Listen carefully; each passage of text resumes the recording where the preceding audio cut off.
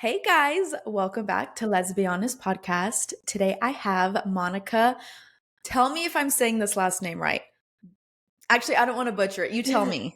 Do you want it like the Italian way or do you want it like the Canadian way? Both. Let's do both. Okay, so Canadian way is Bancheri. Bancheri. Bancheri, like I care. Okay. And then the Italian way is Bancheri. Okay. So Yeah, Monica Bancheri. there you go. You Okay. got it. Also known as Nonna, correct? Am I saying Yeah, that right as well? yeah, Okay. nonna, nonna. Okay. She's known on social media for her fire fashion content, self-love content, makeup content, and more.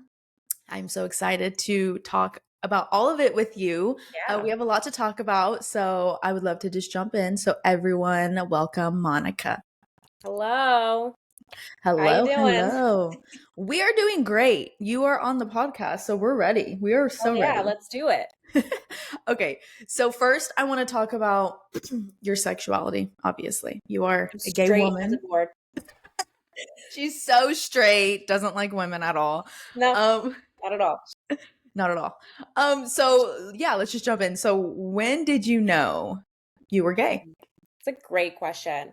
I feel like I think I knew when I was like 25, Okay. but I didn't let myself believe it Mhm. until I was 30. So Oh. growing up, like I just didn't have like representation of like lesbians. Like I just grew up like Catholic Italian Hmm. household. Hmm. And yes, like we were very loving of like queer people, like my family's very accepting, very open, but it just like never clued in. Does that make sense? Like I Yeah. would say to my mom like, "Oh, that woman's so beautiful." My mom would be like, "Yeah, she is really pretty." Like I would just like say it like it was I was queer coded, like Yeah. from probably conception, you know? And I went to like an all girls school and like it was kind of like, oh, like that person's a lesbian. And like I would think girls were pretty. And I was very much into beauty. So I was like, oh, it's beauty, blah, blah, blah. And then I started dating a guy. Um, but when I broke up with that guy, I went on it my first like queer date. And I knew. Like the moment I went on that, like first of all, if you're Yeah. questioning it, like I was just like, you know what, I'm gonna go on a date with a girl, and like my best friends are like, I see that for you. I'm like, yeah, I love and that. I knew at that date, like I was like, oh, I'm gay, Yeah. but I didn't. I guess like I just had like a lot of internalized homophobia and shit, so Yeah. I didn't accept it until I came out when I was like 30. Yeah. I bet when you went on that date with a girl, and wait, We're what still age? friends. She's one of my best friends. Okay, period. Um, what was I gonna say? Oh yeah, when you went on the date with the girl, Yeah. you were 25 or was it before then? No, I was 25. Okay, you were 25. But like, was I that drunk girl that like kissed girls? Absolutely. I But was always that like, even like in high school or whatever, I'd be like, oh, like but it was like, oh, like we're not gay, you know, a lot of internalized homophobia. But like, yeah. yeah, when I was 25, I was like, I'm gonna go on a date with that girl, and that's when I knew. And Yeah, then you went on the date and you were like, whoa, this feels very different than it was going the on best. It was dates. like the best date like I've Yeah. had like to that date. You know, I was like, Yeah. oh wow, this feels different. Like Yeah. this feels good. You're like, this feels right. This feels right. Hmm. That's so funny. Yeah, but it scared me. It actually genuinely scared me. Yeah. So I didn't and it's funny, she's my friend now and like we laugh. She was like, "I knew you were fucking gay." Like going on this date, like, you know, and yeah, I just like denied it. I was like, "I'm not gay. Like I'm not gay.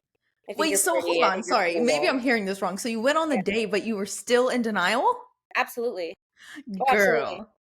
I know, but like that was my own shit I had to deal with, No, right? Like I think totally. I had a lot of internalized homophobia. I was like very much like a strong ally. I Yeah. supported queers. I had a lot of like gay like male friends, tons, but I didn't want to be that lesbian. I didn't want to be that Yeah. lesbian. And I think back in the day, like it was just, yeah, there was Yeah. like a lot to come with that. I didn't want my family to have to deal with the fact that like, oh, I'm a les. Do you know what I mean? Like it's just like There's a growing up lot. in such a Catholic Italian, there's a lot of prejudice, there's a lot of like hurtful things that can come from it, and not an accepting culture. Like family is very accepting, love them, but the culture, Yeah. the religion, no.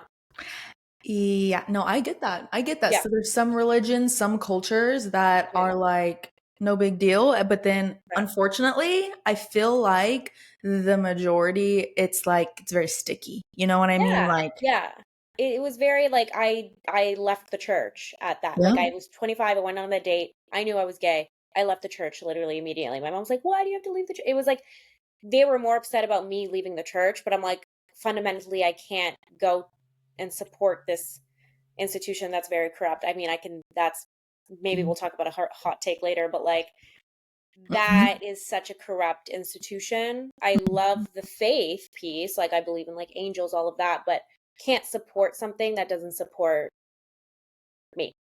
Girl, I have had this conversation so many times with Yeah. people on my podcast. Like, I grew up as a Christian and I Okay. wasn't like in the church though. Like, my parents we didn't really go to church, but there were Gotcha. times when we did. And like, I don't know, I always loved it when I was younger because obviously, like, everyone around me was nice to me, you know? But then whenever you kind of step outside of the norm, you kind Yes. of realize, like, religion can be such a good thing, but it can also be very hateful. And Correct. yeah, so I understand 100%. My Yeah. mom was the same way whenever I came out. Yeah. I stopped like believing, and that's fine, you know? And Yeah. I think she was more upset about that. She was like, "Kinley, but God loves you." And I'm like, "Mom, that's great, but like he's an invisible man supposedly in the sky, like, For a woman. or a woman." Yeah, sorry guys. Or a woman. But what I was taught, he's some man. So, I you know, totally it's get like, you. I don't know. It's like, "Mom, I'm Yeah. sorry, but I can't." Yeah, I can't go and believe in something when Yeah. it's against who I am as a person. Like, what in the world? You know? So, Correct. Yeah. And I feel like it's just like, it's just to me very ironic that those institutions or whatever religion you Christian, Catholic, along those lines, like they preach like be kind, be like nice to your neighbor, and they are like the most hateful people. oh, Like girl. the most hateful people. Like Mhm. and also it's just like to assume that everyone is your religion and to assume that your religion is by far the best thing. Like it's just like to me being human is like we all have our own beliefs, we all have our own that. Like mine does not stand higher than yours. It's just such a weird, like I'm just Yeah. so weird. Yeah. Yeah, and it's So like America's all about like freedom of religion. And yeah, not to get super political, but it's like the person in office is like trying to force Christian values down people's throats. And it's like, for example, I'm a teacher, like that's what my yeah, full time job is. And we have a very diverse range of students that come and they believe in all different things. And I'm thinking, yeah. like, why are we trying to push these views down people's throats when I see this kid and he's grown up a totally different way? And if someone tries to push that down his throat, this little boy's going to be like, or little girl's going to be like, "Wait, that's not what I was taught." And it's just like, Yeah. like, I don't know. And then like the 10 commandments that they're trying to put into schools, it's just like, Oh, are they? yeah, it's like on topic. And especially in Florida, that's like a big topic in In Florida. any school, like public or like cap, like I don't know how the school system works. So, I'm not extremely sure if it's only public because I think private schools, they can kind of do what they want, Uh-huh. but I'm pretty sure it's public schools, which is like the majority of the schools in Wild. America. But Yeah. it's crazy. Like I think as the world, like we just need to understand and respect everyone's like religion. Like to me, it's just you can have that faith, cool. Like common denominator, if you look at all of these religions, is just be kind, be a good person. Yeah. You have your beliefs, absolutely. I'm going to respect that. Teach me about it. Would love to Yeah. learn.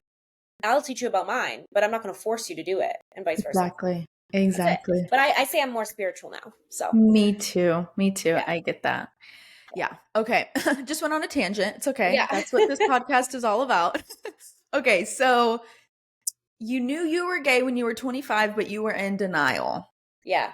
So when did you like actually come out, and what was your coming out story? Sure.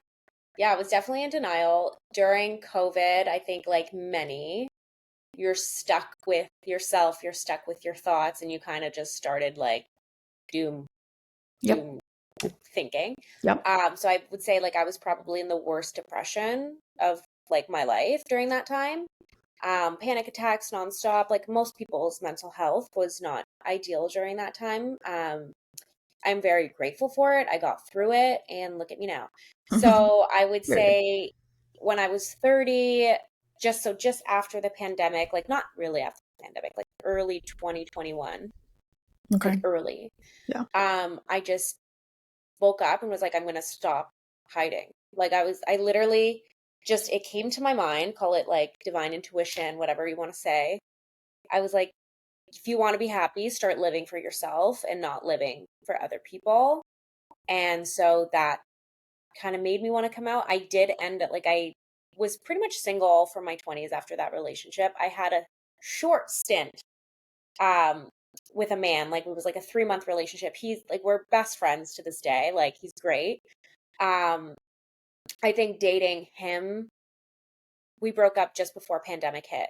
So it made me realize I want this to be a girl. Like that's kind of it. Like I was like, I want to be this you girl. Um You were a girl, this would be perfect. yeah, so it was great because like we were bros, like we would go through the football. We went for football games, like it was great. I loved it. But I was like when it came to like the sex part, Yeah. um yeah, definitely like I was like you need to be a girl.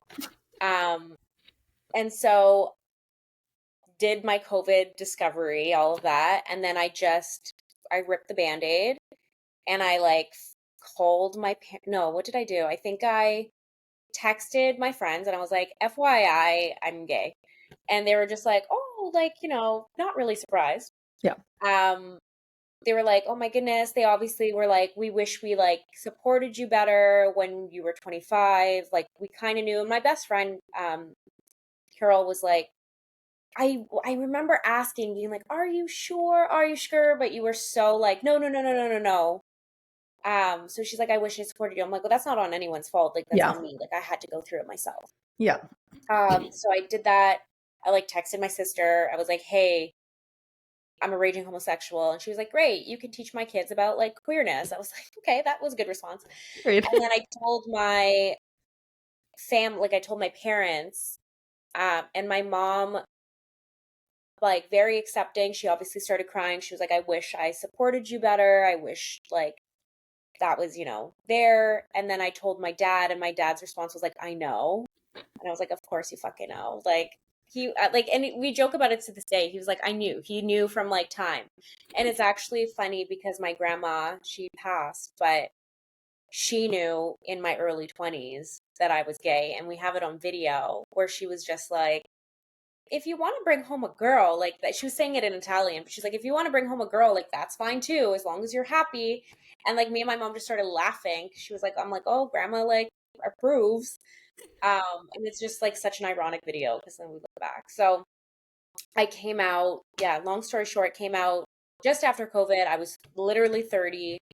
Um, Texted, I did like a group chat with like all of my cousins and was like, I'm gay, deal with it.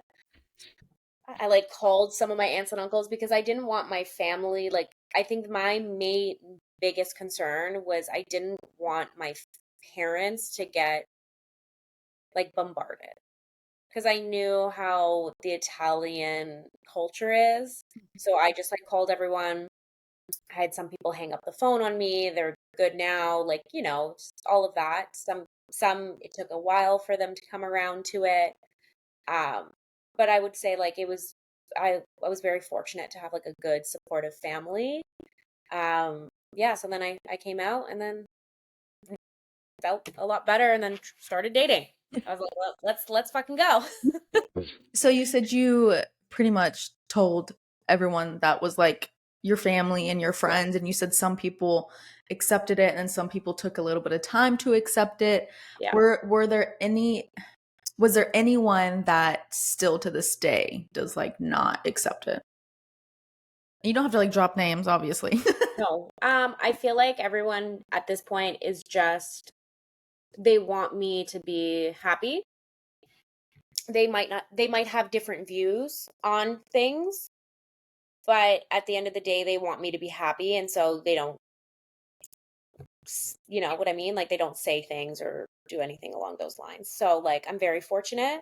Yeah. Um I would say people's colors definitely showed. Yeah. And so I've adjusted relationships accordingly.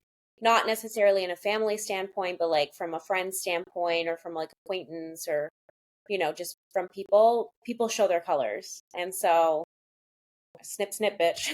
That's what I Very did. good. Yep. Like for me, it's like, I don't, if you're going to act different around me, if you're going to like do all of that, I don't need you Mhm. in my life. Thank you so much. Thank you so much. Thanks Goodbye. so much. There's the door. Yeah, exactly. So yeah, like nothing crazy. I just adjust accordingly. Like I'm like no one I would say I'm very like fortunate like, you know, my one of my aunts that like hung up the phone on me like called me a few weeks later and she was like I'm really sorry, blah blah blah. And it's taken time like to you know, like oh, your friend, why don't you ask your friend? I'm like this is my girlfriend like, Yeah. you know, but I would say a lot of I'm very blessed to have a family that is extremely accepting and like a lot of them have checked themselves, which is like an ideal scenario. And that's why I Yeah. try and make more family content to show like, yeah, like this is like you can be okay with it and be Italian and all of that. So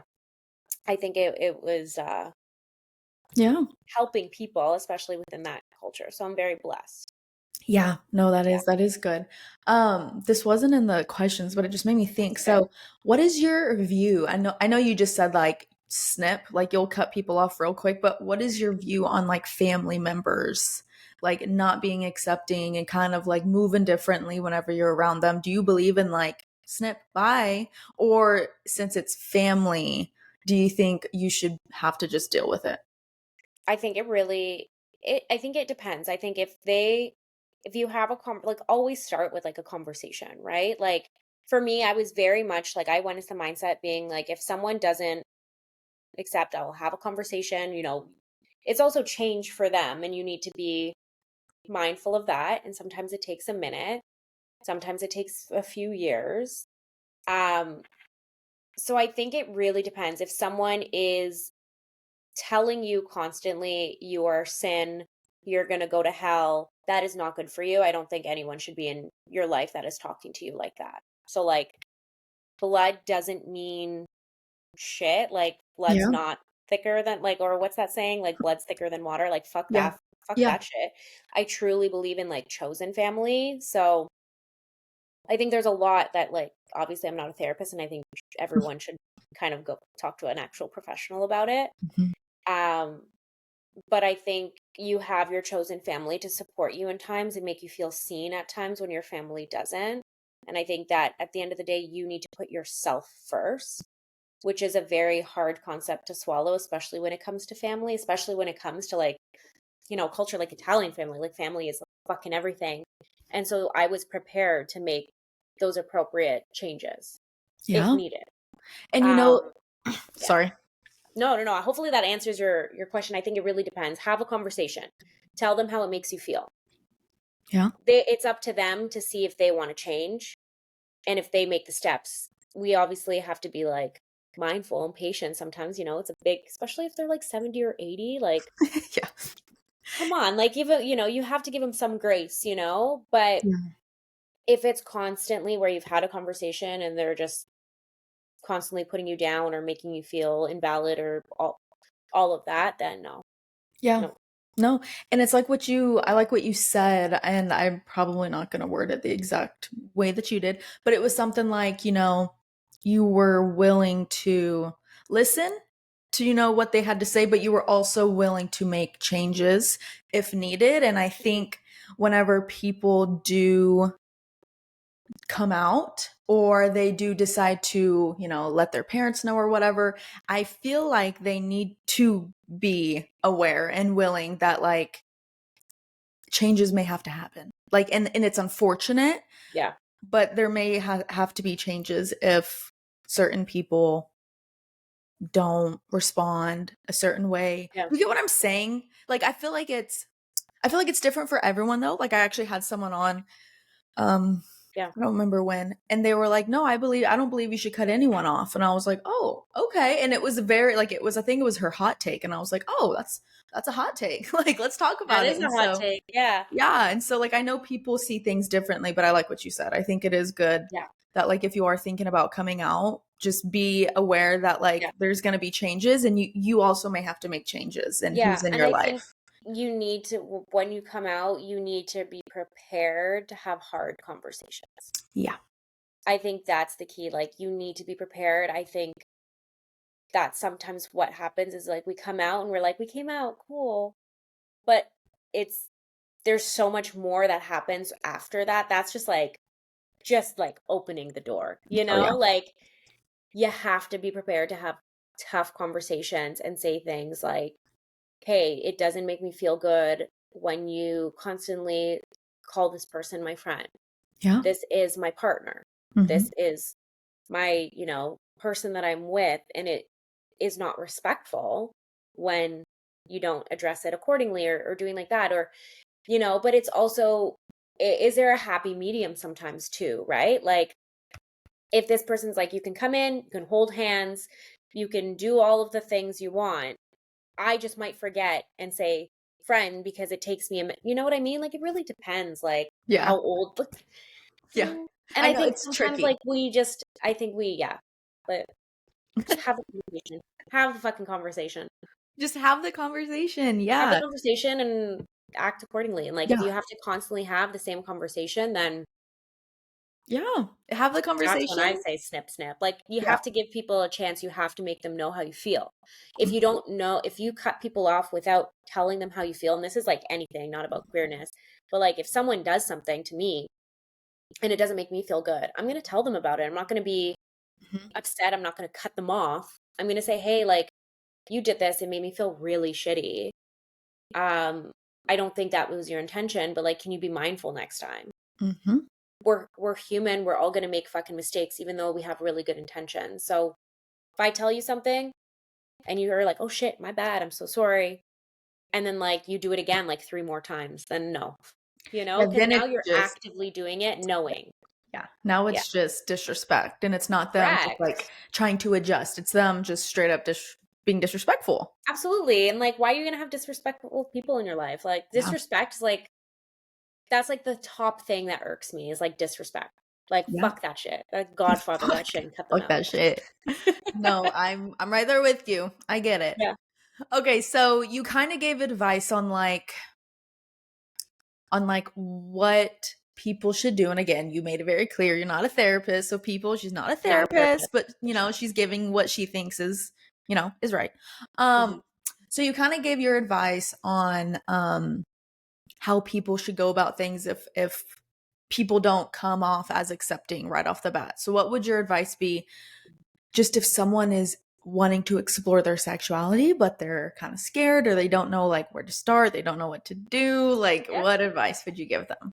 An exciting time. I would say you just have to give yourself grace. That's Yeah. like my number one thing. Like, you have to be so kind to yourself because you are going to probably be feeling so many emotions.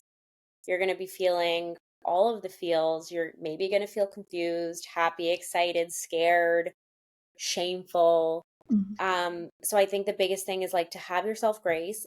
Second big thing is to have a good support system. Like, that's the biggest thing. And that's where maybe it's not your family, maybe it's your chosen family and they're your friends. And it doesn't need to be like 10 people.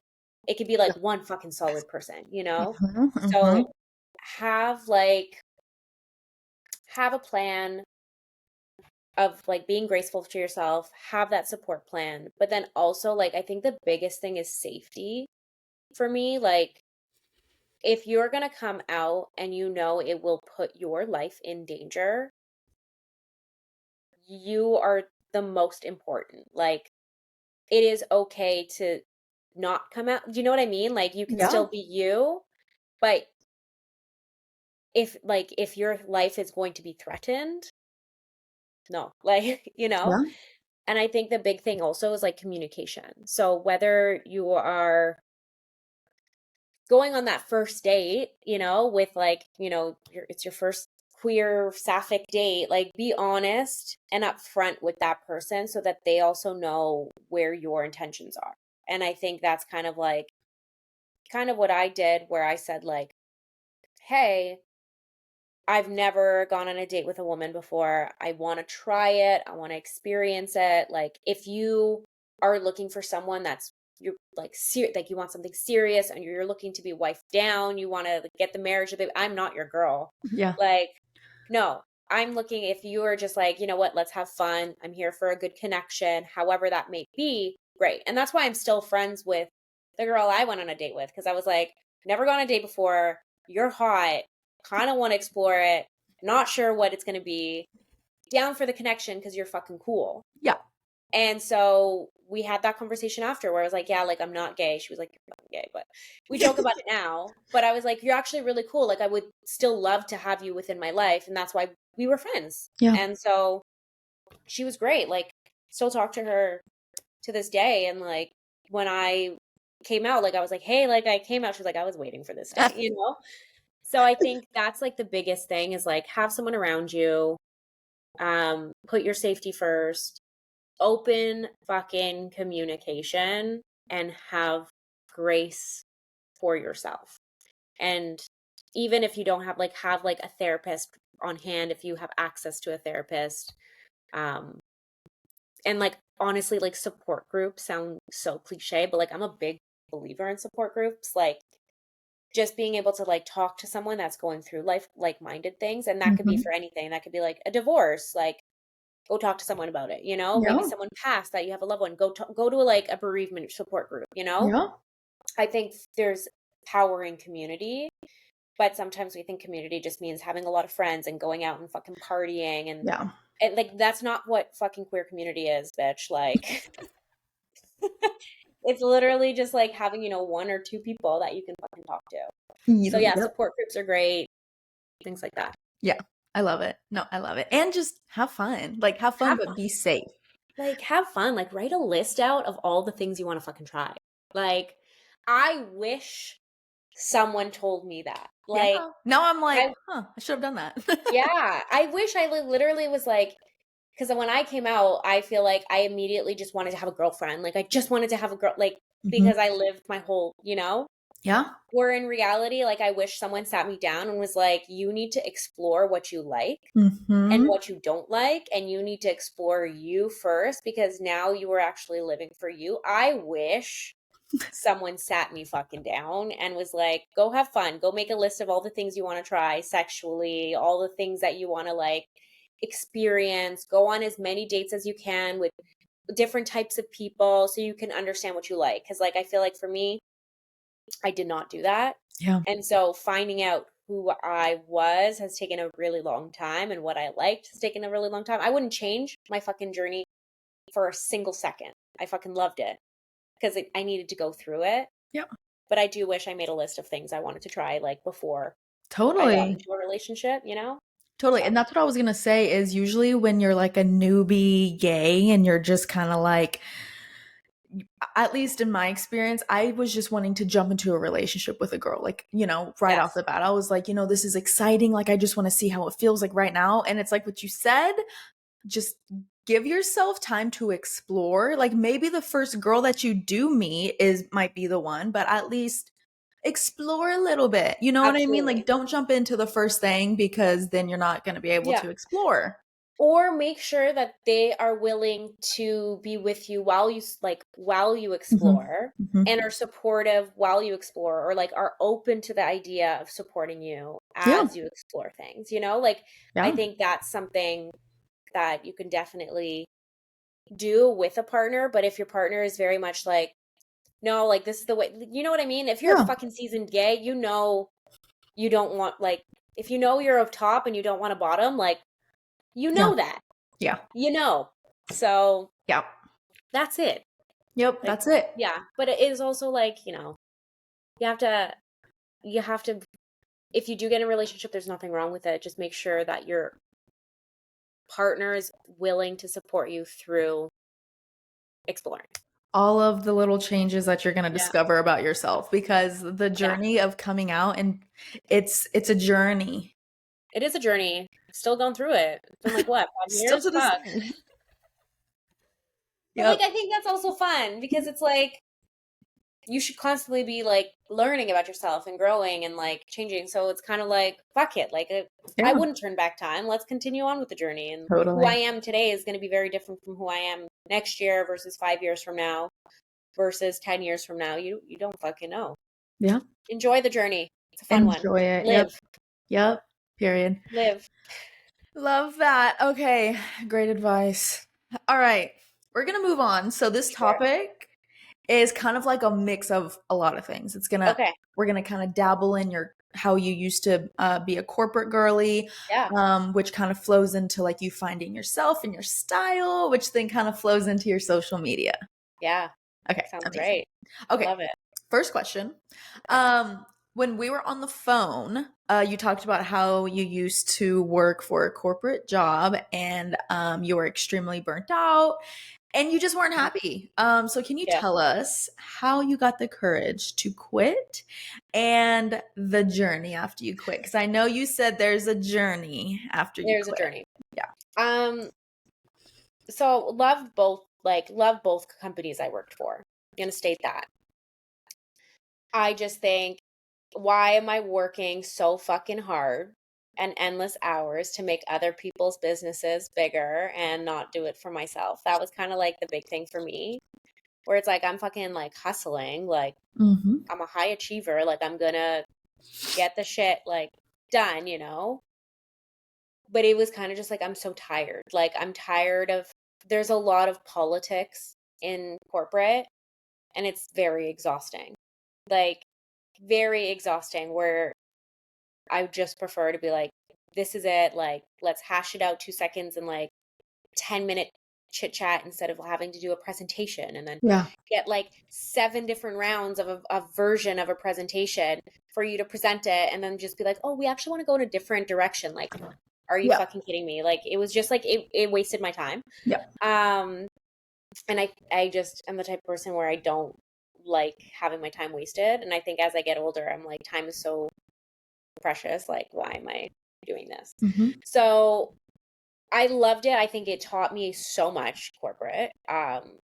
Very grateful for it. I just couldn't do it anymore in the sense of like I was just exhausted. I was burnt out, which I think is a very common feeling for a lot of people in corporate. You could love the company, you could love your job, but you can be burnt out, especially when you love it because you're going in like overdrive of like working. Yeah. So I mean, to get the courage, like, girl, I was dumb. I just literally just quit one day. It was a Tuesday. Like, I just was like, you know what? I don't feel like doing this anymore. And so I just called my boss and was like, hey, yeah, I don't want to work here anymore. Like, I don't want to do corporate.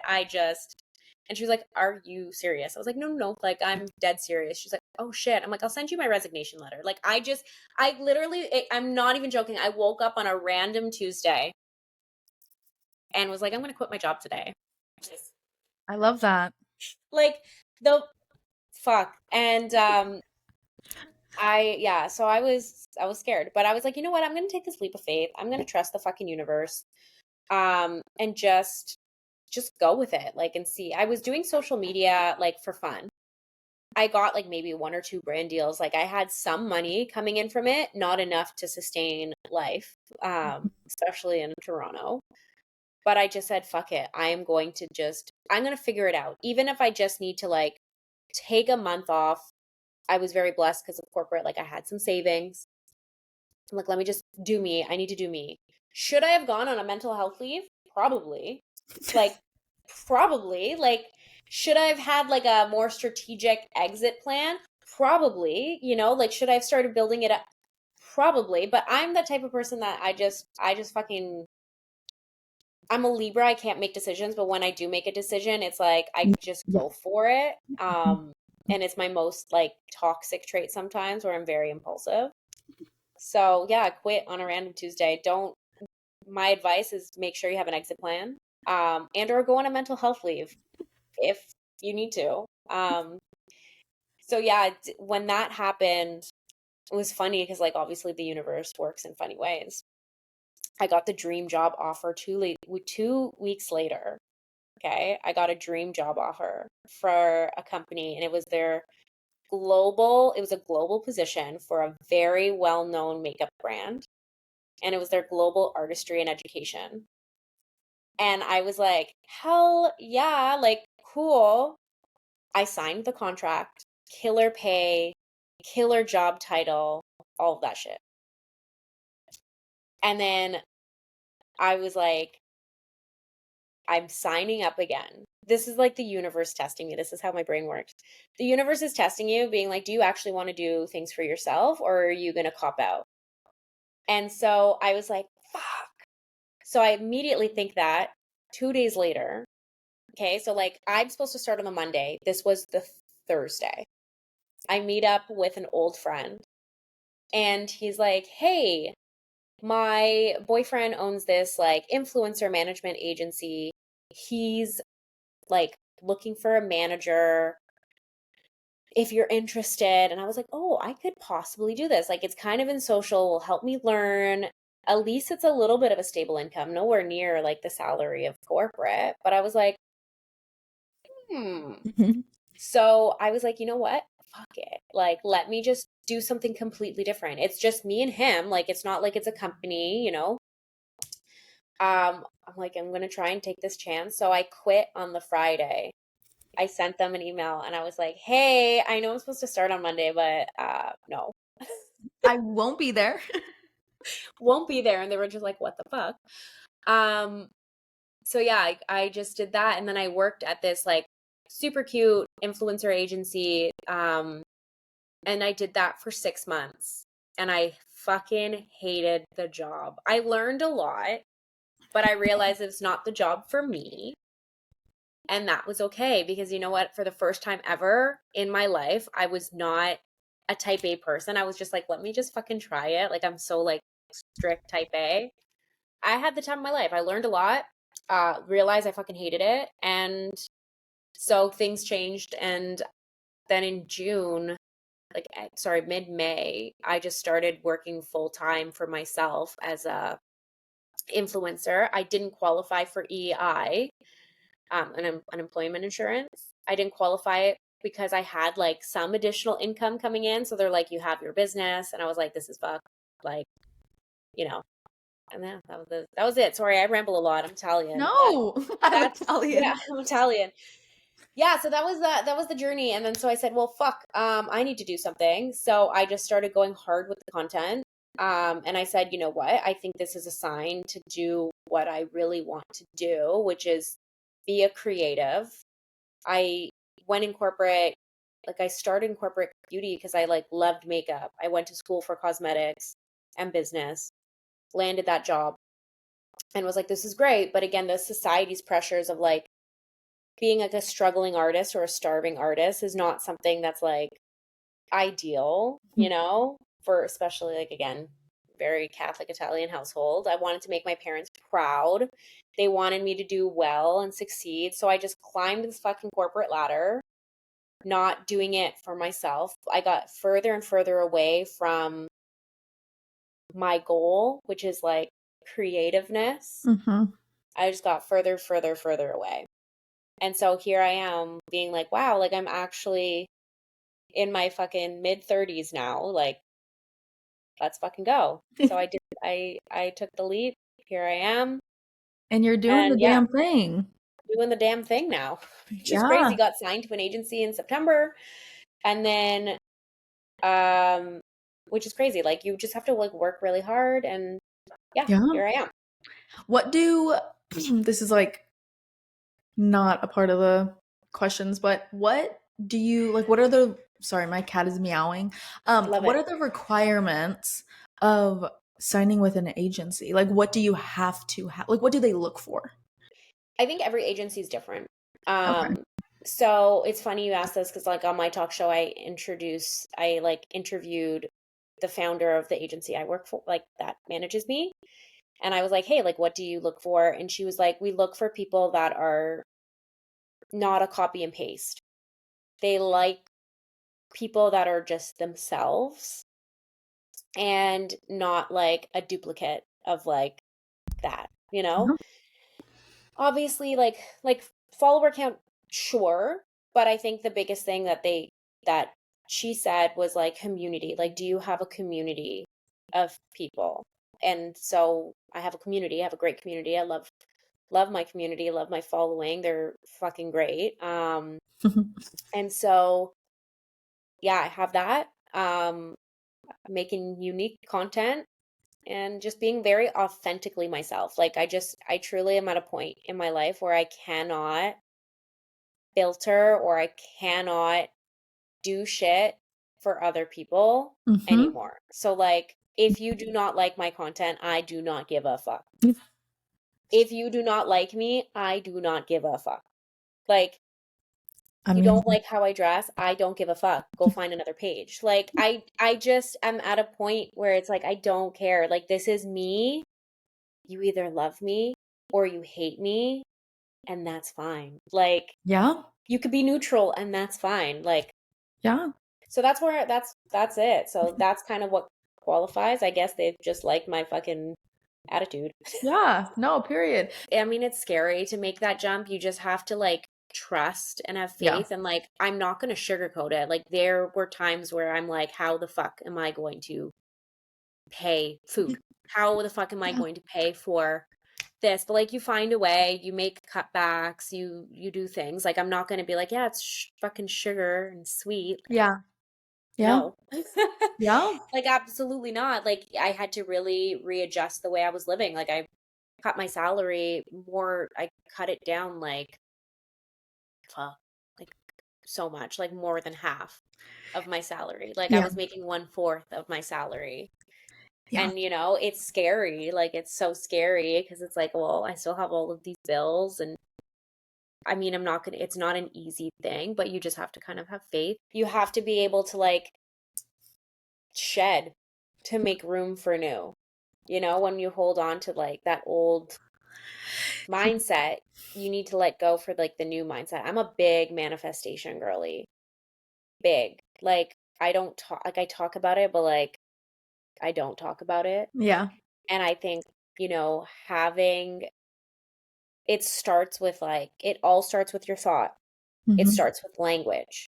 It starts with feeling it, seeing it, believing it, smelling it. You have to fully visualize it and taste it. Like, what does it look like? Like, kind of just sit down and, like, every day, start your day with those affirmations. Start your day with the visualization, like, daydream, like, all of that.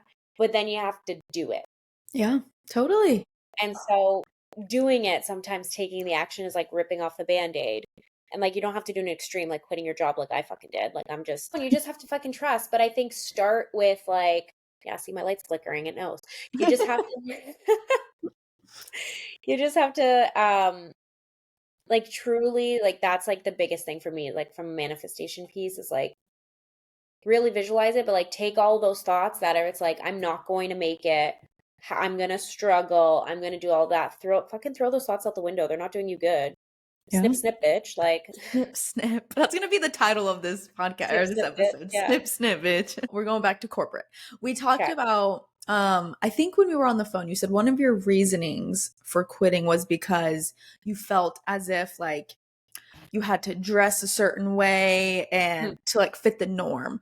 Yeah. And you felt like societal pressure to dress like a girl. Yeah. That, those are the words that, Yeah. air, what are these called? Air, Air quotes. yeah. Um, and you just didn't feel comfortable with yourself. So can you tell us the process of like Yeah. how you found your style and like the mental battle that you had to go Yeah. to try to figure that out? Yeah. I think like the societal pressures of kind of just like having that corporate job title, right? That's like means you're doing successful. Like, here are the things that you need to be a successful person, which is like Mm-hmm. have a good job, like dress like, a certain way, like like it's very societal pressure. So I think for me, like I look back to like when I was a kid, and like I loved wearing like baggy pants and like an oversized tee. Like that was my favorite thing to fucking wear. But I also love fashion. Like that's just something like I've always loved fashion. I've always loved like, doing all of that. And beauty was a big part of it. And I think being a part of the beauty world, it's a big copy paste world. Um, and so I felt the need, and I guess I'm the only one that put the pressure on myself this way. Like it came from society, right? But we put our pressure on ourselves that I had to like look a certain way, right? Like, did I have to wear makeup to work? Absolutely. But I love makeup. I still wear makeup to this day.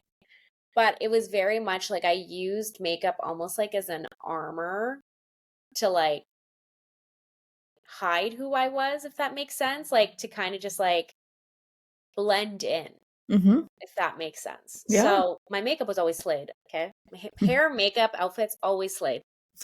And so when you look at me back then, you're like, wow, that's like a really confident person. But if you asked any of my best friends, anytime we went out and I'm like wearing a dress with heels or like I'm wearing a skirt, like I looked cute, okay? Like I was like high femme. I would be the most self-conscious person. And I think that had to do even like I think because I was so self-conscious in my clothes, it really led to like yin yanging on the scale because I felt like maybe if I'm skinnier, I will feel better in these clothes. I was so skinny at one point. I was like 119 pounds, like so petite, like bones showing everywhere. And I still felt uncomfortable Mm-hmm. in a dress.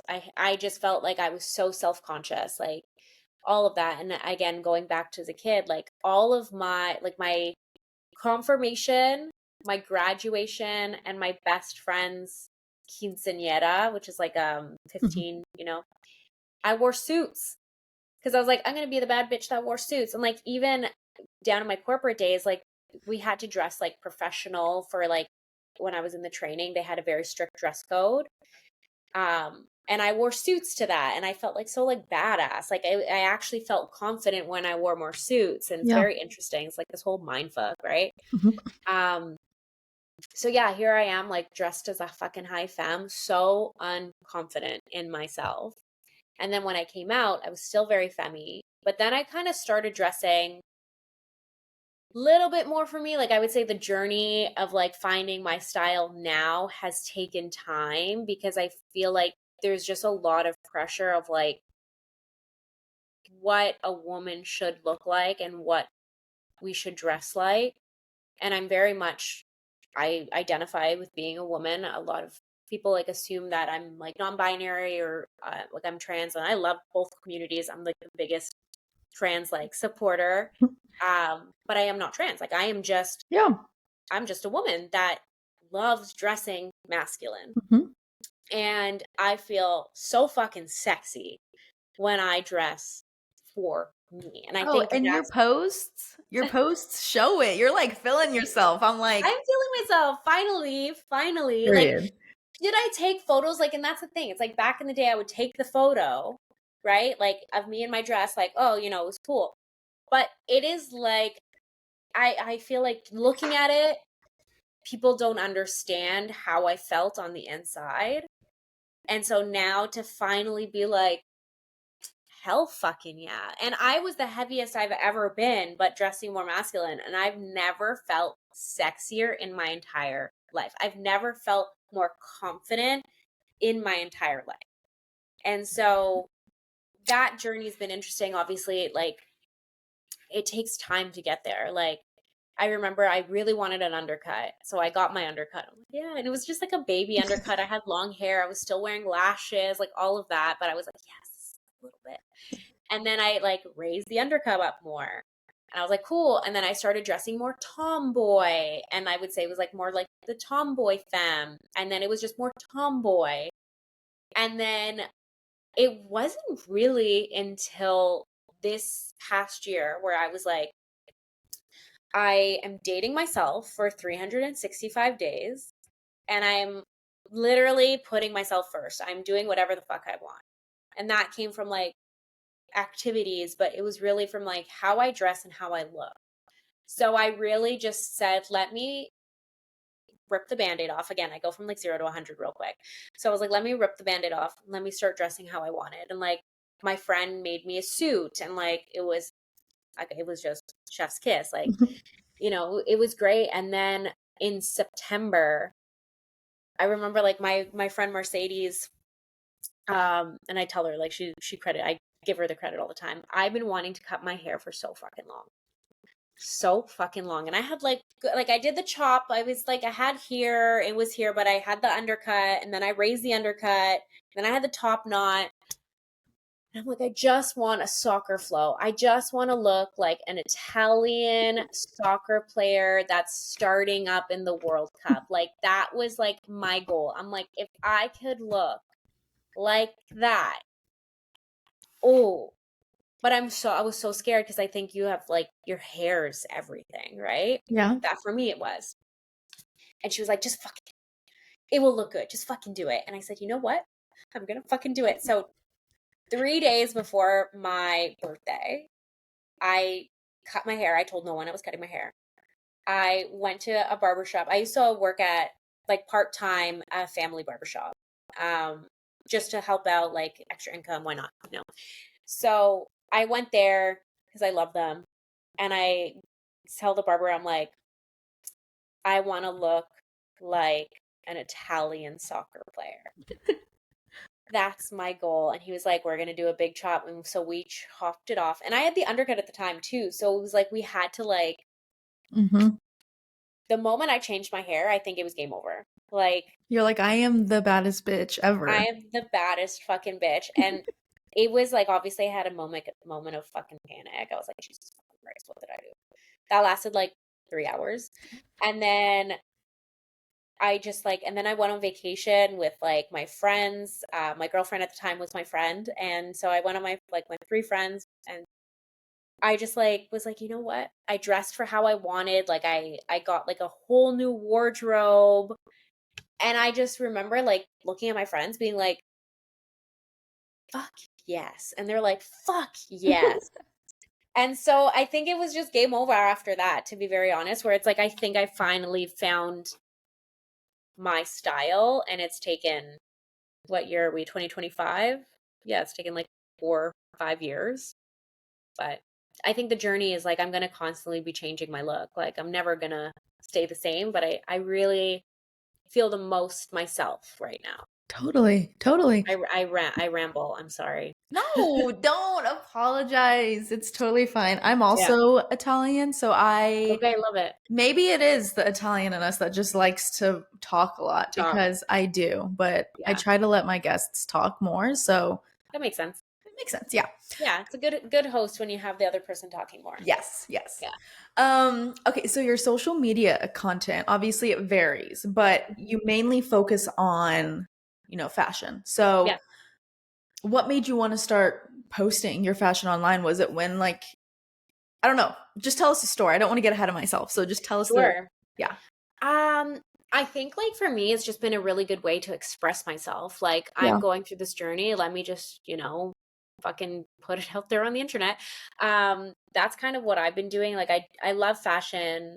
I think a big thing for me is like I've been trying to find my fashion. So making these videos like has kind of been like a love letter to myself, Mhm. because then I can like go back and look and be like, oh my God, look at her. And like look at her now, and like the evolution of it. And I think also for me, like being someone that is plus size, there's not a lot of inspo out there. I think a lot of the in general, but like from like a masculine presenting Yeah. way, it's just like super skinny people, like, or skinny bodied people, Yeah, and that's it true. and nothing wrong with that, but Yep. there's no inspo of like how do I get that look and put it on me? Mhm. So when I started making these like love letters to myself, like people were really responding to me like, finally, like someone that is thick, like making content that gives me fashion inspo. And so am I like am I a stylist? No. No. Like, if I could hire someone to style me, amazing. But like, am I good at dressing myself? Sure. You know Yeah. what I mean? So I'm not, I'm just putting what I'm wearing out there, and if it inspires people, amazing. Am I really great at being like, oh, for this body type and this body type? No, I'm not a stylist. Like, Yeah. Yeah. by all means, I just love fashion. I love doing it for me. If it helps people, amazing. Like, Yeah. so glad I could be your inspo. Like, those are probably the favorite messages I get when it's like, oh my gosh, like finally, like I can see my body type on the internet and makes me feel like really good. And I Yeah. never thought to wear pants like that before. And I'm like, hell fucking yeah. I never thought I could wear pants like that, but I fucking tried it. Period. You know? So I think that's kind of where the fashion content came in. And it was really nice way to just build a connection like with my community as well of like, hey, let me just put it out there. I love it. If I'm being honest, like I can't think of any other masculine presenting, more thicker woman that, Yeah. and I'm sure there are some out there, but you're like the first one that popped up on Yeah. mine. But I remember seeing your post and you literally were talking about like how you were a plus size woman and how you were masculine. And like you were saying something about how like it's like unheard of. And I was like, period. I like this Yeah. bitch. Like I like Yeah. her. Like I like this. And Yeah. it made me think like so true. Like all of the masculine women that I do see that are like pushed out into social media, like the well-known ones, it is mainly like the fit, Yeah. which is fine. They're Totally like fine. you like period. But Totally fine. And I think I'm always gonna be like a thick gal. Like I'm in a wellness piece, like I'm in a wellness like thing right now. Cause again, I said I was gonna date myself for 365 days. hmm And I'm continuing that as I fucking will always do. I'm always gonna put myself first. And I've told my partner that too. I'm like, I come first, bitch. Love you. What? She's like, period. She's like, I come first for me. And I'm like, great, we're gonna get along. So yeah, like where was I going with this tangent?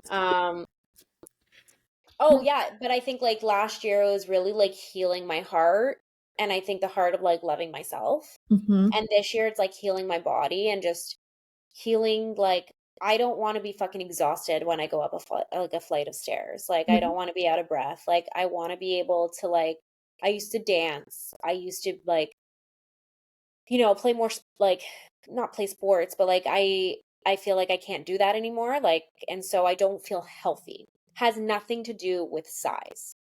And hmm I think that is a big correlation because hmm you could be thick, you can be, you know, in a bigger body and you can be actually healthier than someone in a skinny body. It has nothing to do, doesn't correlate. 100%. And so for me, I want to be able to feel healthy, like sounds so cliche, mind, body, and soul. But like I do want to feel healthier. And Yeah. so I'm trying to do things that lower my stress, like lower my cortisol. Like I went to the doctor to talk about my hormones. Like all of these things. As a result, I've lost a lot of weight. And so for me, I don't have a scale. I don't care to I don't care about the size because like I know I've felt sexier at my heaviest, so it doesn't really matter. You know what I mean? Yeah. Yeah. Losing weight's not going to make you, and I think that goes back to like when I was younger, right? Like Mhm. I was the skinniest of the skinniest. I didn't feel comfortable, so it was kind of just like healing that within me. So, but I'm always going to be a thick gal. Like I'm gonna be thick. Period. As you should. And I I think mean, just sharing that to the world, is super important. yeah. So, Yeah, yeah, no. And it's so true. I was running a 10K. It was like last year. amazing. And there was an old lady. She was probably like 80 years old. She was passing me. There was Yeah, women of all different sizes passing me. correct. And I'm like, You were doing it. Like I just because was. someone it does it, you have to go Yeah. at your own pace. Like I said, for me, I want to be able. This is so like, so aggressive. I literally told my girlfriend, like, I want to be able to like pick you up and throw you on my shoulders. That's the goal. That's the goal for me. Like for me, it has nothing to do with size. It has to do with like my own goals and achievements. Like I want to be a Totally. strong ass fucking bitch. Like Totally. as a result, does that mean I might like slim down in some way? Sure, but I'm not doing it for a size. And Yeah. I think that's like I'm really trying to drive this home because I feel like there's a lot of Misconceptions. misconceptions. I'm doing it because of a goal I want to achieve, which is literally to be able to lift my girlfriend. Like, God forbid there's a zombie fucking apocalypse, because God knows the world's going to go that way. Like, I want to be able to know that I can throw my girlfriend over my shoulders and run 10 fucking kilometers and climb with her. Like, I want to prepare for the way the world Are we sure is. that's the only reason why you're wanting to throw her on your That shoulders? is the PG version. The PG version. Well, I love it. I You know, love I it. can pick her up. I can like throw her. I can like have her right here, right now, but I want her right here. Period. You know what I mean? That is a Yeah. great goal. I love Thank that. you. Thank you I bet your so much. girlfriend is pumped to know My about this girlfriend's goal. very excited for it. So, I like, love I that. literally was like, how much, like I said in a nice way, I'm like, how much do you weigh so I can like add like an additional like 100 pounds to that, so then I can confidently just throw you around. Like, that's my fucking goal. I love it. That's it, I feel like anybody wants that. I feel like, I mean, I would want that. right? Period. Love it. That's it. So I'm doing it for my when you see my gains coming, it's simply for endurance and sexual pleasure. As it should be. I love it. Period. I love it. Yeah. So yeah. We I don't love. know where we got on that tangent from, but Hey, here this we is are. called Let's Be Honest. So we're just being Here we honest go. here. It's Just being okay. honest. I love it. Let's be honest. I just want to throw my girlfriend over my shoulders and do what I want. You can use that as your fucking hook. There you go. There you go. There you go. That's gonna be one of the clips I use. Period. Okay, moving on. Let's Yeah. figure out where we're at. Yeah. Okay. Okay. When was the like aha moment when you realized you could make social media a career? When I had no other fucking choice. You're like, I'm doing this. I'm going full in. Pretty much. That was it. That was it. Like, I kind of had a feeling when I quit my job, I'm like, this could be like something that I want to do. But it wasn't until I literally had no other fucking choice. Yeah. I just did the damn thing. You got to, like you said, you gotta shed it off, or you Correct. worded it so good. What was it? Let go to receive. Yeah. Yeah, you just get, that's it. So like, I think, the universe literally put me in that position because it was like, bitch, just fucking go. Like, you're doing, like, I was like, I ripped the band-aid and then I took baby steps, you know? Yeah.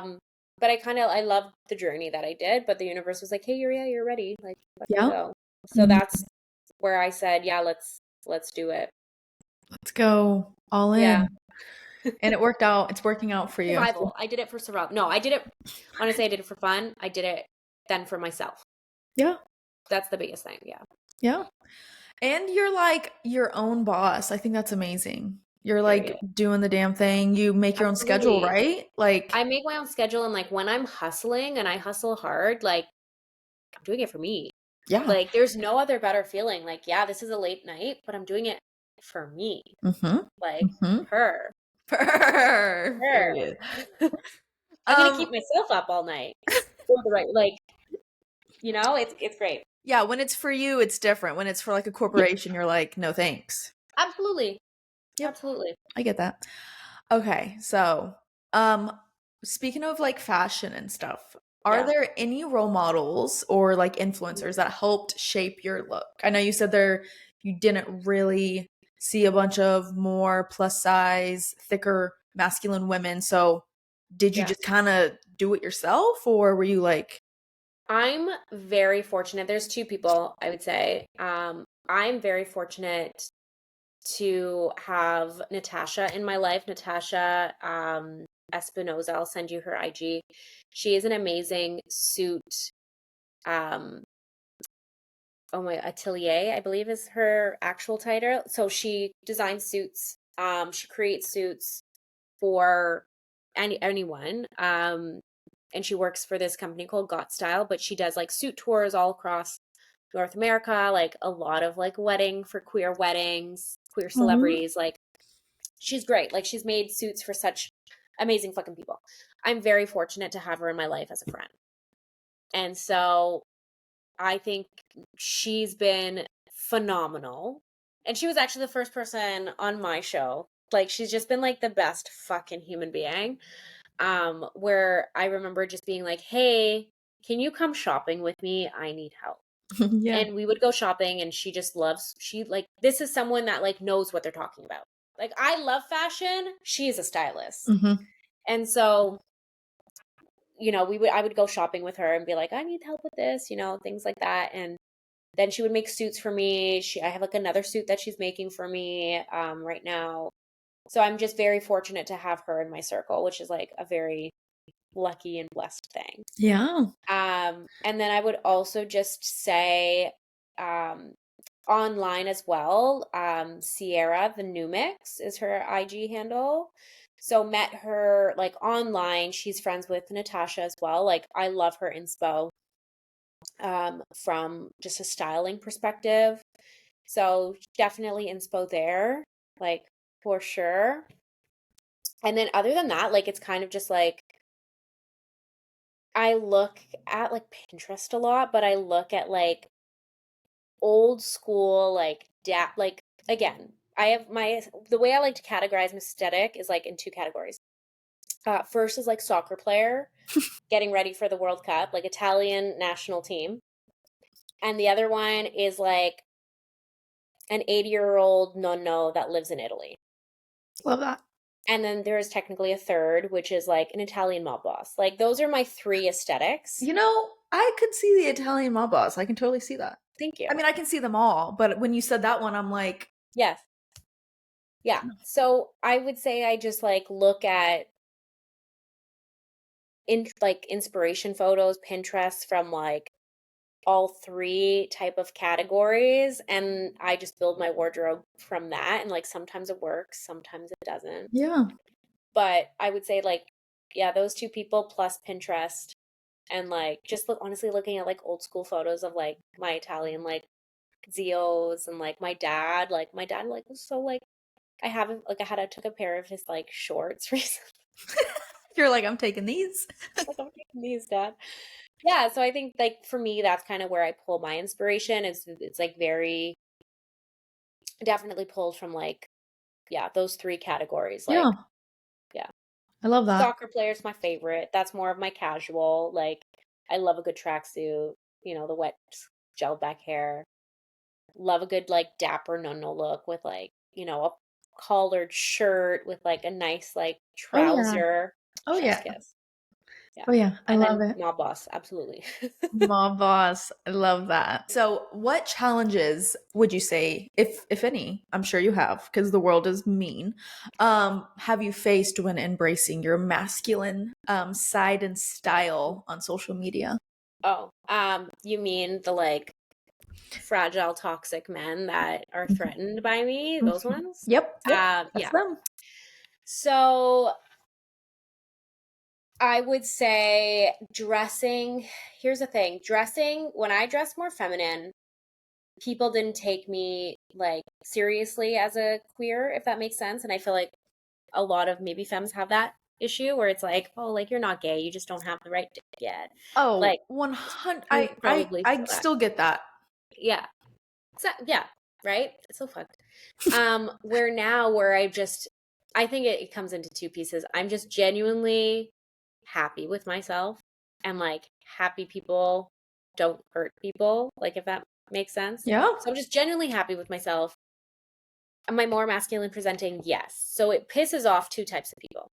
It pisses off the people that are unhappy because, God forbid, someone is fucking happy and living their best life online. They're going to do whatever it takes to try and bring someone down, because unhappy people hurt people. It's like that Elle Woods quote that's like, happy people don't murder people. Like, you know? Yes. And then there's the like fragile, toxic men Hmm. that are just like, you're not a real man, like, blah, blah, blah, blah. And then they go into like that homophobic. And there's obviously the homophobia people in general, Yeah. Yeah. So I get a lot of hate online. A lot. Like, I open social, there will probably be like, let's say out of 10 comments, like at least 6 of them are like horrible comments to read. To me, it's water off a duck's like back, truly. I don't cool. Like, does it make you feel better that you said that? Like, I don't really give a shit of your opinion, like respectfully. Cool.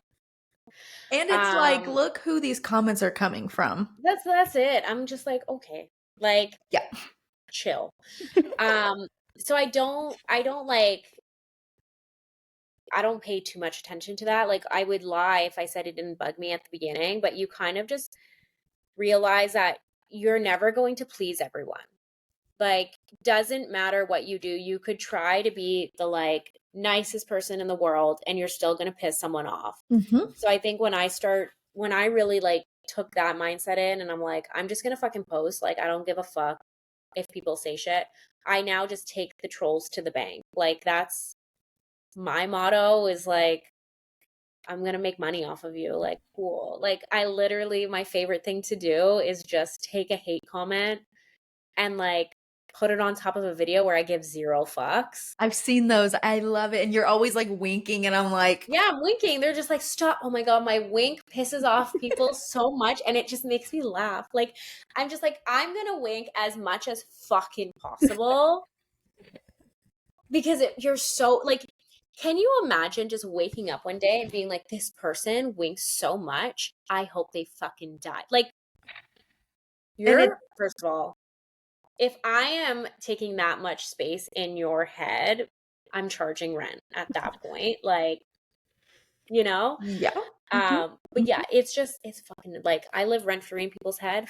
Fuck yeah. Like, I know it's one the of those fuck. things where it's like you're obsessed with me. You Like, literally, they are so obsessed with me. Like, they literally comment on all of it. And I'm like, thank you so much for the engagement. Like, yeah, it really helps me. Like, yeah, I think that's the thing. You have to turn, what's that like cliche quote? You have to turn lemon into lemonade. And like, that's kind of what I'm doing is I'm taking my fucking trolls to the bank you got to. and like just being me. Like, I find it really funny. Like, they will just say such unhinged shit. And I'm like, okay, Yeah. okay. You're like, thanks, that's And your $5 point? in my bank account. Like, Yeah, like you're just helping me in my engagement. More yeah. brands are going to want to work with me. Thank you so much. Oh, I love Like it's that. true. And they don't think of that. They don't think of it like that. They're just thinking like, "Ooh, this one's good. This is gonna really make her like transition back into like a femme." A- Absolutely. And then like I'm just yeah, it's just really funny. Or like I'll like sometimes I wake up and choose violence, you know what I mean? Of course. Most days, like sometimes you need it. But like Mhm. most days I like do my meditation. I don't let it affect me. And then I just like, do you feel better now that you said that? Like, Yeah.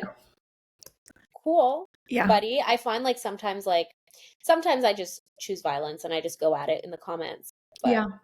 I feel like I would just try to make them feel stupid. Like, absolutely, but then I say like, why am I spending so much energy yeah. on this person when I could be spending energy making a video, or I could spend energy doing a workout, or I could spend my energy like fucking my girlfriend. You know what I mean? Like, I mean, what? there's a lot of places that you can put your energy, especially Why am I gonna give it to a troll that doesn't deserve an ounce of fucking attention? Like, 100%. okay, Yeah. okay, Again, thank you bye. for the Like, engagement. That's a Starbucks drink that that's I'm going it. to buy next week or whatever. Exactly. Yeah. We don't get like I actually the like there's no monetization in Canada for like TikTok or Oh, really? Instagram. Yeah, it sucks. There's no creator fund.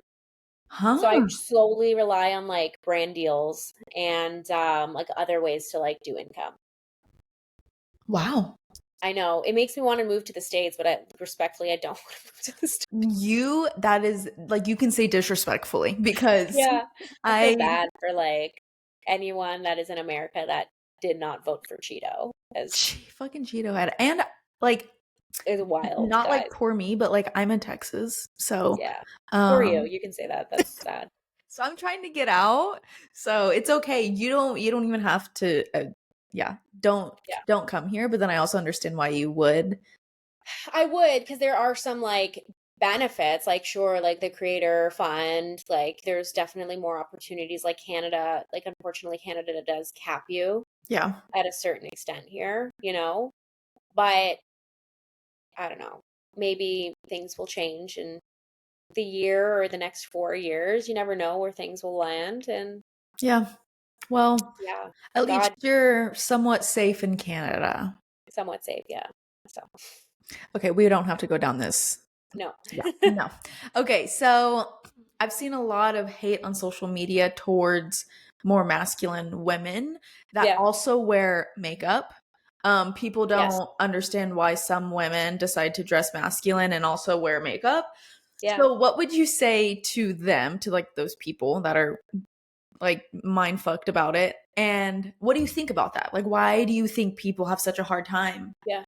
I coming? think makeup is genderless. And I think a lot of people, men, women, have gender norms attached to makeup. Hmm. Makeup is innately queer. Hmm. It's very queer based. And it's a form of self expression. It's a form of feeling more confident in yourself. It has nothing to do with gender. It has nothing to do with masculinity or femininity. I think it's almost the opposite. Someone can be so strong in their masculinity and wear makeup. So I think of like Jason Momoa, right? Who is like alpha male, wears eyeliner, wears things. Also, makeup can be like related to culture as Uh-huh. well. Like Mhm. it has nothing to do with if you wear makeup, you're less masculine. Mhm. And I think if you are a mask lesbian that has that, you have toxicity in you that you need to fix. Yeah, And that's my hot take. and we are jumping to the hot takes right now. Yeah, but yeah, I think makeup is genderless. Like it's truly fucking genderless. And so I love beauty. I love doing that. I'm more masculine presenting. I don't wear a shit ton of makeup, Yeah. but I do wear it and I could do makeup. That doesn't make me more feminine. It doesn't like it's just such a like heteronormative mindset. Yeah. It's so heteronormative. So if you're just like, I'm gonna be the butchiest of butches, I don't wear makeup, I don't wash my face, you are the equivalent of a man that doesn't wash your fucking ass. Sorry.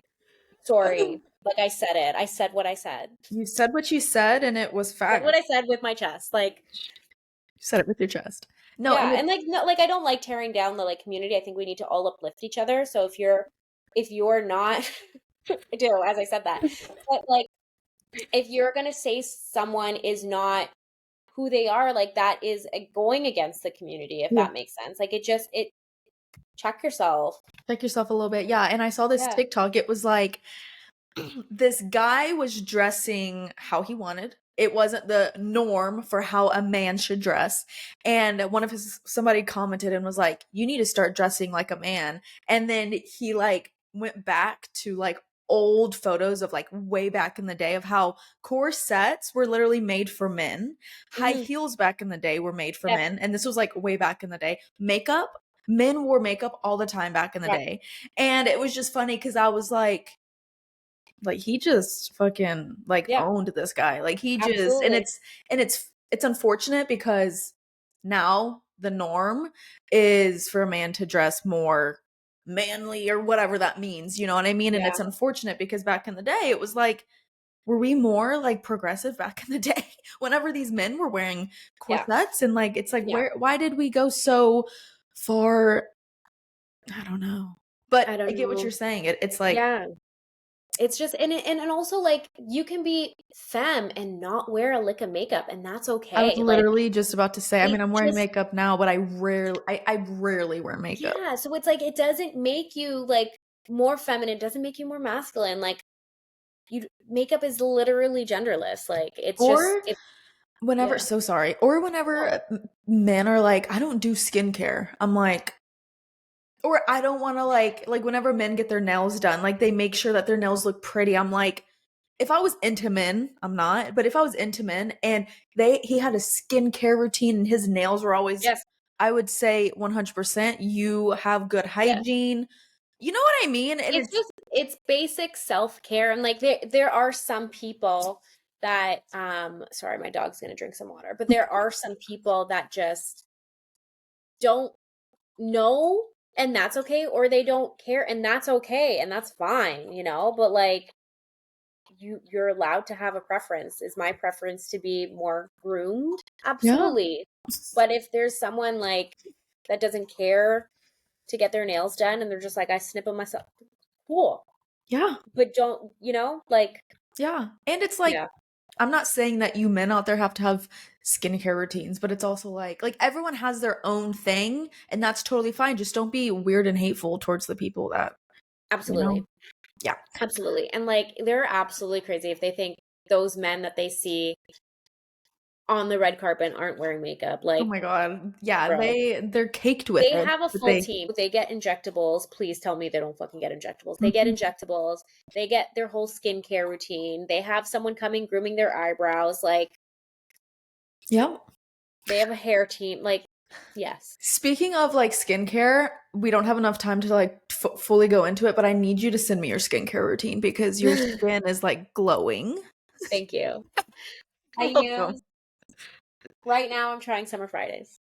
Summer Fridays. Okay. Yeah, I'm really liking it. I had some eczema outbreaks recently, just like really this weather here in Canada's horrible. So I'm doing a review on that right now, and I've been using it and I've been loving my skin. So Okay. Period. yeah. So unmasked, Yeah. unmasked, right? Unmasked. Okay, I don't know why that sounded so. I sounded like I was like, I don't know. Okay, that is like your talk show that you have. Talk show. Yeah. So yeah, tell us more about it. Where can people find it? Like, where did you get the concept? Like all of it. Yeah. So unmasked, it's a play on words. Mask being masked lesbian, but also someone that has ADHD. Masking is, putting on this like facade Mhm. of who we truly are. So for me, I'm in the whole unmask, like here I am authentically. So it was a really good play on words in that That sense. is that. But did that take a lot of time to think about? I think I had it in the shower. Love that. Okay.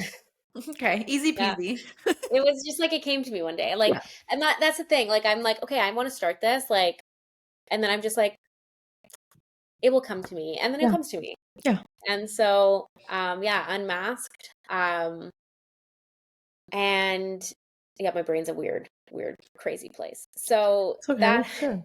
I love that happened. it. That yeah, so that did that, and I think like it comes from like a twofold where I am a certain way on social media. Obviously, there's like a lot of like the thirst traps, there's fashion, but I don't like I do talk, Mhm. but I'm actually like a very like deep person. Like I love good conversations. I love like a good deep chat.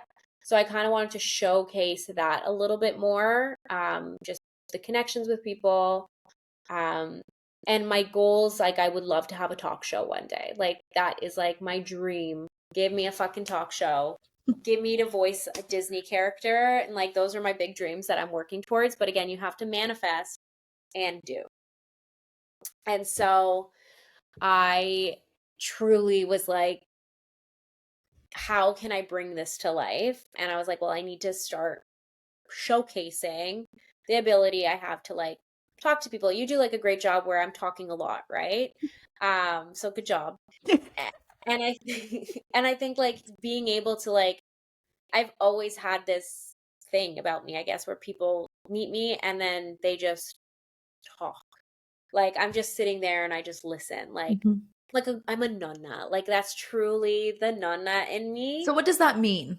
Nonna means grandma in Italian. Okay. Okay. So, You're just yeah, so comforting. You're just like it's a comforting, it's safe, it's like nurturing, it's protective, it's all of those things, which I very much am. I'm very much a grandma. Like, I feel like people probably get that vibe from you because you're good at listening, but you also like when someone talks to you, you're not just like, okay.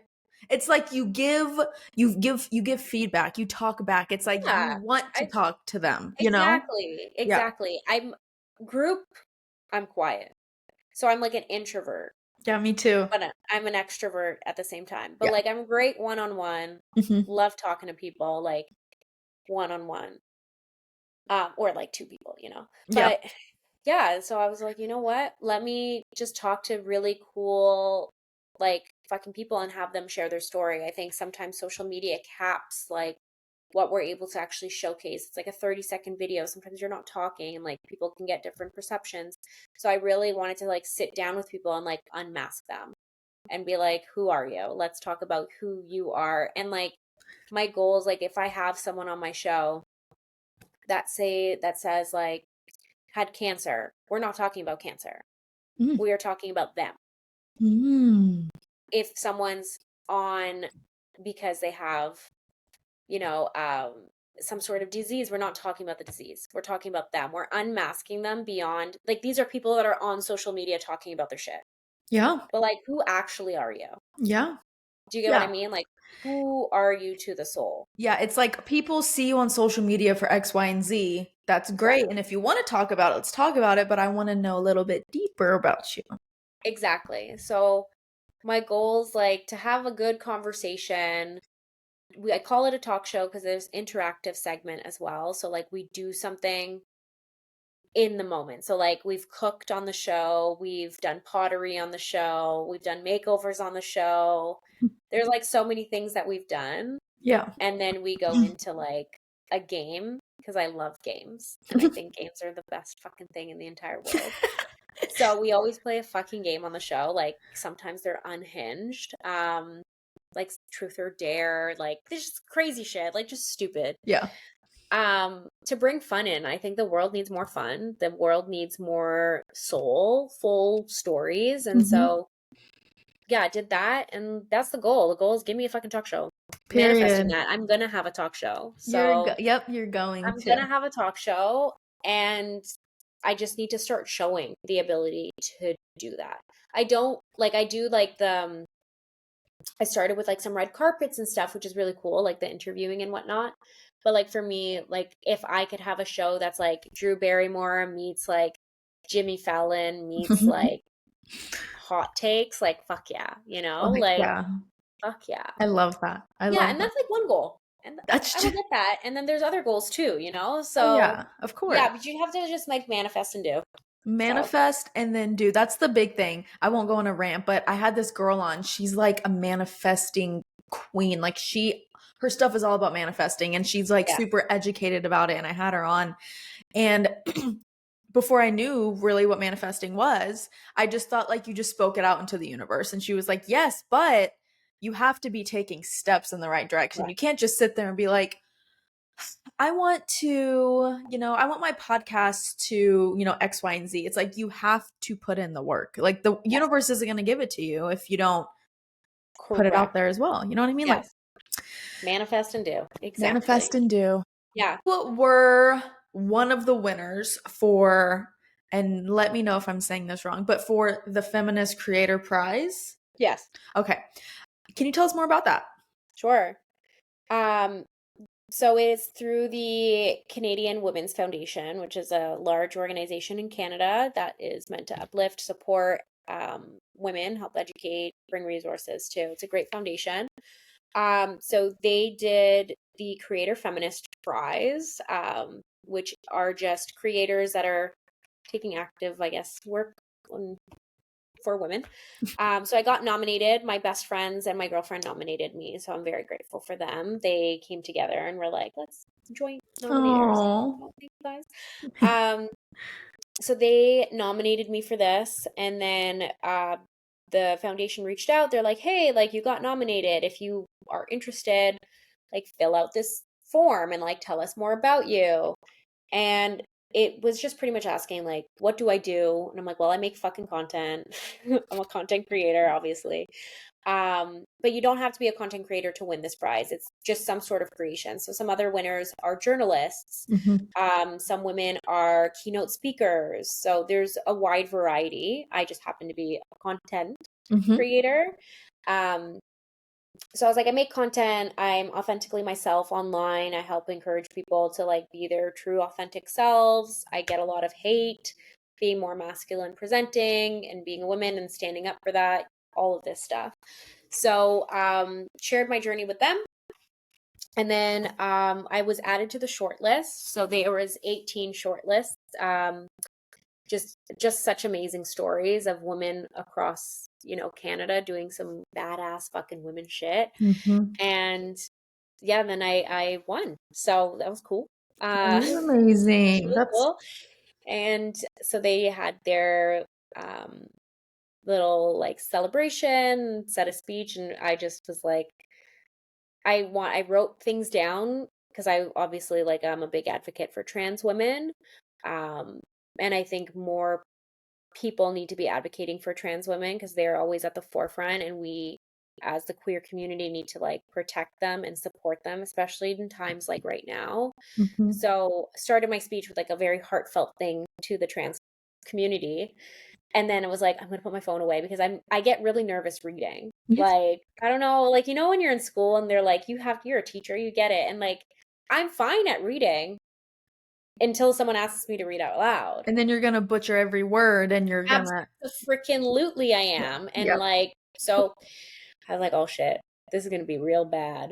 So I just put my phone away in my pocket because I had a whole speech and I was like, let me just wing it. Yeah. So I that speech was something like, and then I ended up swearing in it, and then I was like, oh my god, this is so unprofessional. But I was like, you know what, it's me. Clearly I was like, this is me unapologetically, so take it or leave it. You're like, this is And why it I was am cute. here. It's why I'm here. So yeah. But yeah, I pretty much said like with my content being, gay Italian Nonna, I really want people to feel like they're a part of like a big Italian family. Mhm. And that's like my goal with my social media, because sometimes you just feel so isolated, you feel so alone, and like the goal is like, let's just all come together and be a big family together. I love it. And I feel like I've seen your content for a while, and I've always gotten that feeling. Like, and there's no other feeling unless people come onto your profile to be fucking weirdos. Like, if people like who you are, they're gonna feel that. They're gonna be like, I Yeah, feel accepted here, you know? yeah, exactly. Like it's based just like I'm a weirdo to my core. So like my page is a page for like weirdos Hey, and just that's people why. that feel like they Yep, don't belong. Like I fuck with them. Like I it's fuck cool. with you. I fuck with you. That's probably why I I don't like I it. don't care about like popularity. I don't give a fuck about that shit. Like Yeah. to me it's like, are you a good person? Cool. Like Yeah. want to fuck with you then, Yeah. So Yeah. You're like, let's be friends. yeah, Okay. I love that. Okay, last topic. Are you ready? yeah, Okay, so at the end of my episodes, I like to end with a hot take. It can be about anything you want. yeah.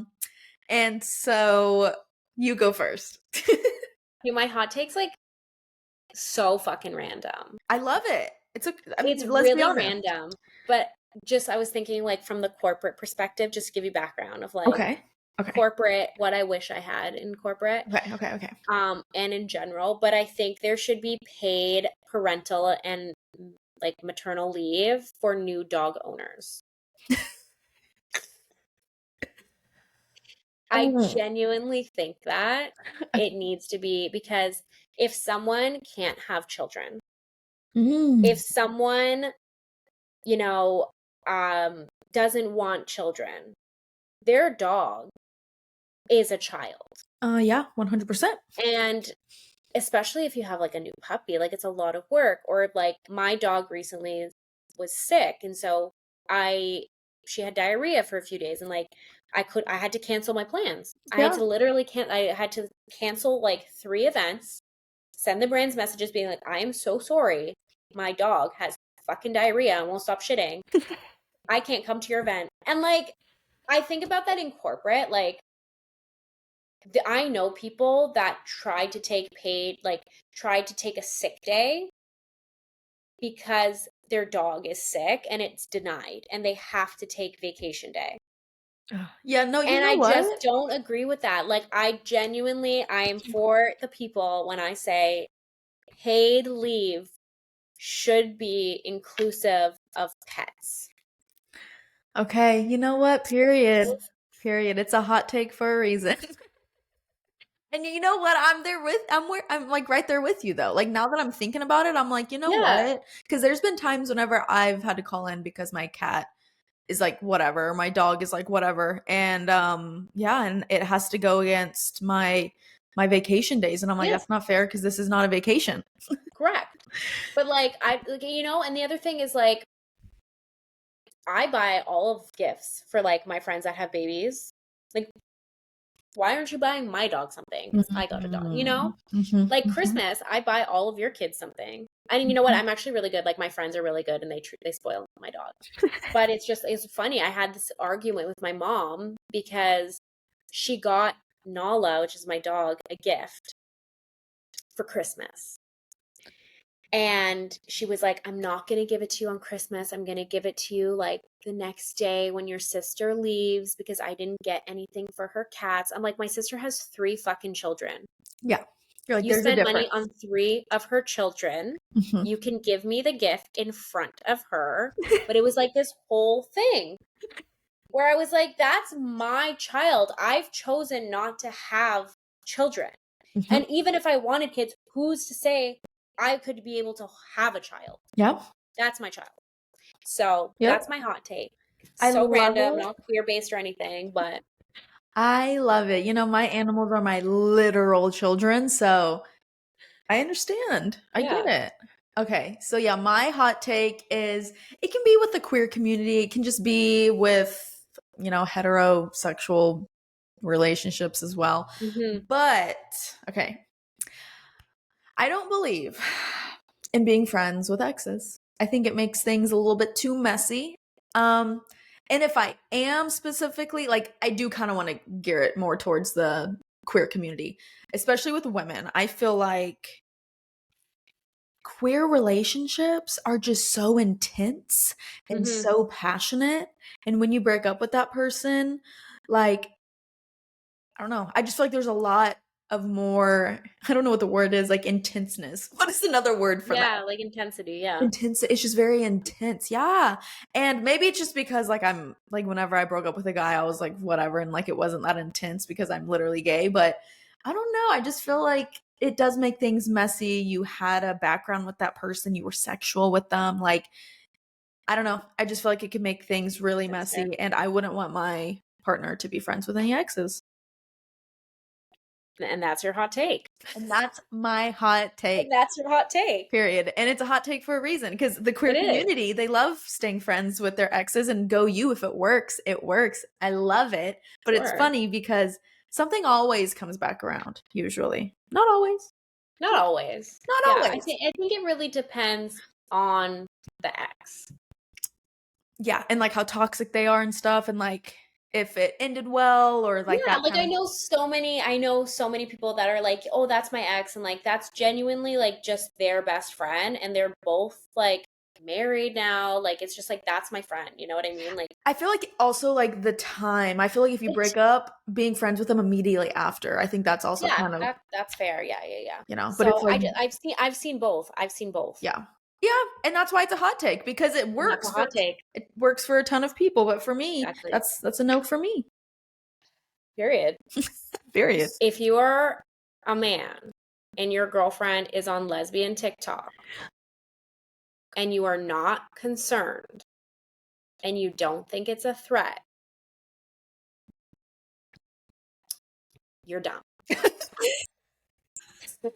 Get you. Another hot take. It's one of your hot takes. One of my hot takes. All right. Well, that's the end of the episode. Thank you so much for coming on. We talked about it all. We kind of went on rants about random things, but it's Let's Be Honest, so that's what this podcast is for. But thank you so much for coming on. Thanks for having me. It was nice being on the other side. Of Got me to course. talk. Yeah, I know. If you want, you can drop your socials so people can find you. Gay Italian Nonna on every channel. So YouTube, TikTok, Instagram, Pinterest, Snapchat. I'm trying. Snapchat, trying. Yeah. But yes, Gay Italian Nonna on all socials. And yeah. Period. Amazing. Okay. And so for my listeners, I post every Wednesday. I know I say this on every episode, but I have some fun people coming on. So definitely stay tuned for that. All right, guys. Bye. All right. Bye. Ciao.